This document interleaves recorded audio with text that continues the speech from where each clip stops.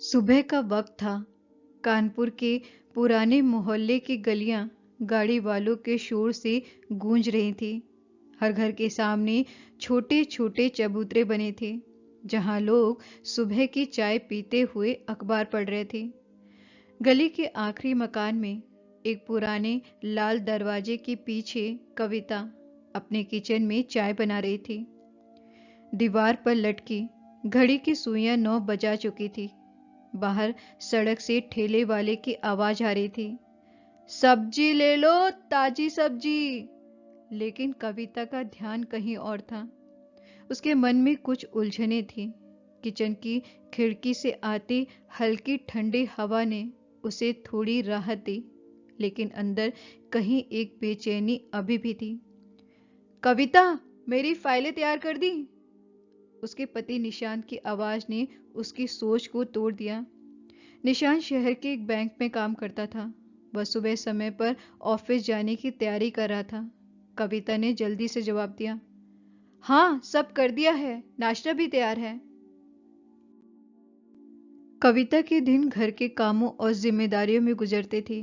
शादी से पहले वह इलाहाबाद यूनिवर्सिटी से ग्रेजुएट थी।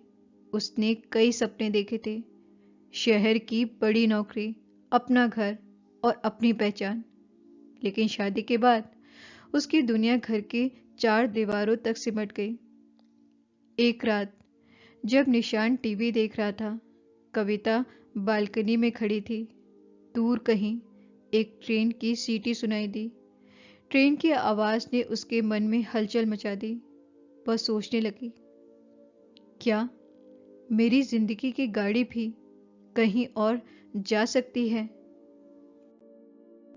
अगले दिन जब कविता अपनी पुरानी अलमीरा साफ कर रही थी, तो उसे एक धूल से भरा पीले पड़ चुके कागजों का बंडल मिला। अलमारी के कोने में दबा हुआ एक पुराना पर्स था, जिसे उसने बरसों से छुआ भी नहीं था। उसने उत्सुकता से उसे खोला। अंदर एक मुड़ा तुड़ा पत्र पड़ा था।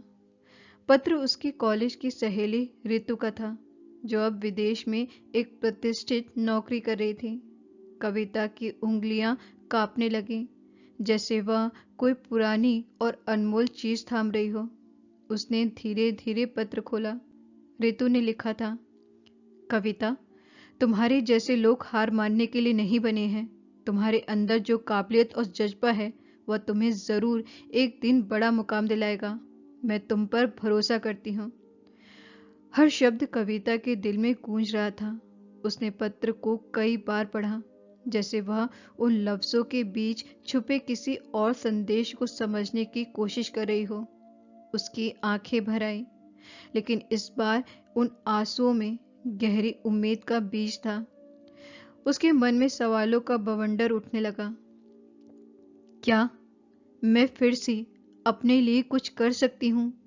क्या मेरे सपने अभी भी जीवित हैं?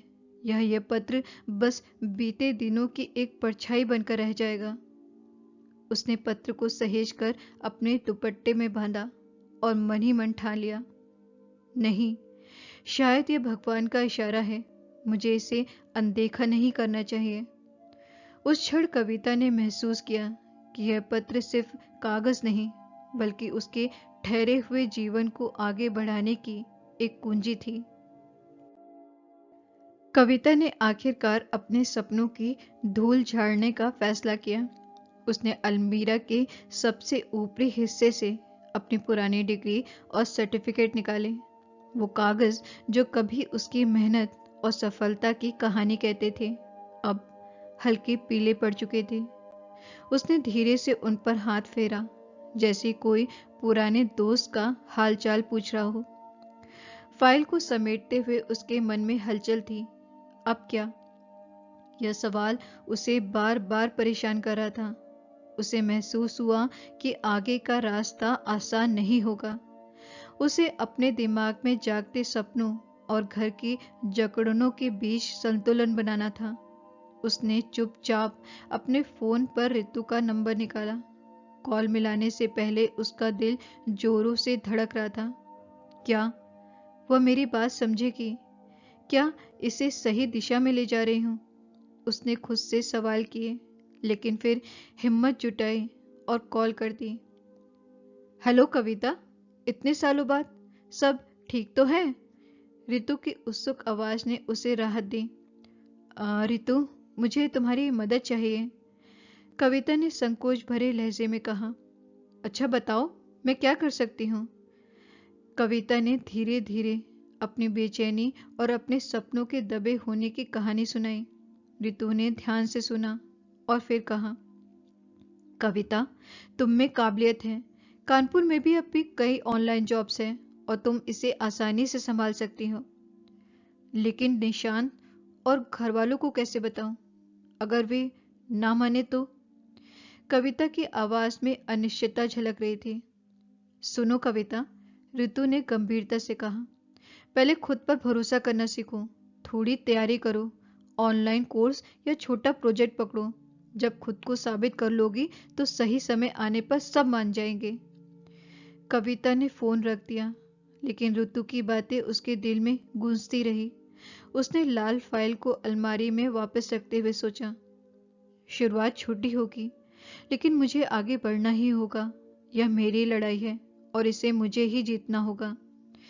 उसने रात में सबके सो जाने के बाद इंटरनेट पर ऑनलाइन कोर्सेज और जॉब खोजना शुरू कर दिया। हल्की रोशनी में उसका चेहरा आत्मविश्वास से चमकने लगा। वह जानती थी यह सिर्फ पहली सीढ़ी है, लेकिन वह इसे चढ़ने के लिए तैयार थी। कविता ने आखिरकार तय कर लिया था कि अब उसे अपनी जिंदगी की दिशा बदलनी होगी। उसने अपने अंदर के डर और संकोच को दरकिनार करते हुए ऑनलाइन जॉब्स और कोर्सेज के बारे में पढ़ाई शुरू कर दी। धीरे धीरे उसे एहसास हुआ कि वह इस नई दुनिया में भी अपनी जगह बना सकती है, लेकिन यह रास्ता आसान नहीं था। रात को जब सब सो जाते, कविता अपने कमरे में लैपटॉप खोलती और अपने कौशल को निखारने के लिए कोर्सेज करती। उसे पूरी उम्मीद थी कि एक दिन वह इस नए रास्ते से खुद को साबित कर पाएगी।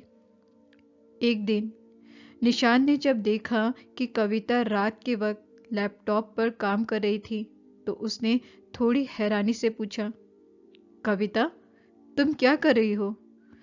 कविता थोड़ी देर शांत रही, लेकिन फिर आत्मविश्वास के साथ जवाब दिया, निशान, मैं एक ऑनलाइन कोर्स कर रही हूँ और कुछ फ्रीलांस काम भी शुरू किया है। मुझे लगता है कि मुझे फिर से कुछ करना चाहिए, खुद को साबित करना चाहिए। निशान को यह सुनकर थोड़ी हैरानी हुई, लेकिन उसने कुछ कहा नहीं। उसके चेहरे पर थोड़ी सी मुस्कान थी, जैसे वह जानता हो कि कविता के अंदर कुछ खास है। ठीक है, तुम जो भी करना चाहती हो करो, मैं तुम्हारे साथ हूँ। इस समर्थन से कविता का मन और मजबूत हो गया। अब उसने छोटे फ्रीलांस प्रोजेक्ट पर काम करना शुरू कर दिया। उसकी पहली कमाई 2000 रुपये थी, जो उसने अपनी मेहनत और आत्मविश्वास के साथ अर्जित की थी। यह कमाई ज्यादा नहीं थी, लेकिन उसे बहुत हिम्मत मिली थी। वह निशांत के पास गई और उसे अपनी पहली कमाई दिखाई। देखो निशांत, यह मेरी पहली मेहनत का फल है, उसने कहा। निशांत ने कहा, कविता, मुझे गर्व है कि तुमने अपनी राह खुद चुनी। कविता की आंखों में चमक थी। यह पैसे सिर्फ रुपए नहीं थे, बल्कि उसके आत्मविश्वास और सपनों की पहली कड़ी थे। उसे समझ में आ गया कि जो रास्ता उसने चुना था वह सही था और अब वह रुकने वाली नहीं थी। समय ऐसे ही बीत रहा था। कविता दिन भर घर की जिम्मेदारियां संभालती और साथ में फ्रीलांस प्रोजेक्ट पर लगन से काम भी करती। निशांत भी ऑफिस से आने के बाद कविता की हर संभव मदद करने की कोशिश करते। 1 साल तक फ्रीलांस प्रोजेक्ट पर काम करते हुए कविता को काफ़ी अच्छा एक्सपीरियंस हो गया था। उसकी स्किल्स भी काफ़ी अच्छी हो गई थी। निशांत की सलाह पर कविता ने अपने शहर के पास एक बहुराष्ट्रीय कंपनी में नौकरी के लिए आवेदन दिया। कविता की मेहनत रंग लाई। कंपनी में उसे नौकरी मिल गई। जब कविता ने नौकरी शुरू की तो यह बात पूरे मोहल्ले में चर्चा का विषय बन गई। एक दिन जब वह ऑफिस जाने के लिए तैयार हो रही थी, तब गली के कोने पर खड़ी कुछ महिलाओं ने उसे सूट और लैपटॉप बैग के साथ देखा। अरे देखो देखो, अब बहू भी ऑफिस जाने लगी है, घर का काम कौन करेगा? इन्हें तो बस ऑफिस की दुनिया की पड़ी है, क्या जरूरत थी नौकरी करने की, पति इतना कमाता है, एक महिला ने झुंझलाते हुए कहा। कविता ने उन फुसफुसाहटों को सुनकर भी अनसुना कर दिया। उसने ऑटो बुलाया और ऑफिस के लिए रवाना हो गई। रास्ते में उसने सोचा, लोगों की बातें कभी खत्म नहीं होती, लेकिन मैं अपनी मंजिल पर ध्यान दूंगी। कंपनी में उसका पहला दिन था। ग्लास की ऊंची इमारत, रिसेप्शन की चमचमाती टेबल और चारों तरफ ऑफिस का व्यस्त माहौल, यह सब कविता के लिए नया था, लेकिन उसने खुद को संभाला। उसका मैनेजर, एक पेशेवर लेकिन विनम्र व्यक्ति, उसे ऑफिस का काम समझा रहा था। कविता, हमें उम्मीद है कि आप अपने अनुभव और मेहनत से हमारी टीम में एक नई ऊर्जा लाएंगी। मैनेजर ने मुस्कुराते हुए कहा, मैं अपनी पूरी कोशिश करूंगी। कविता ने आत्मविश्वास से जवाब दिया। ऑफिस में काम करते हुए कविता को लगा जैसे उसने अपनी पुरानी जिंदगी को फिर से जीना शुरू कर दिया है।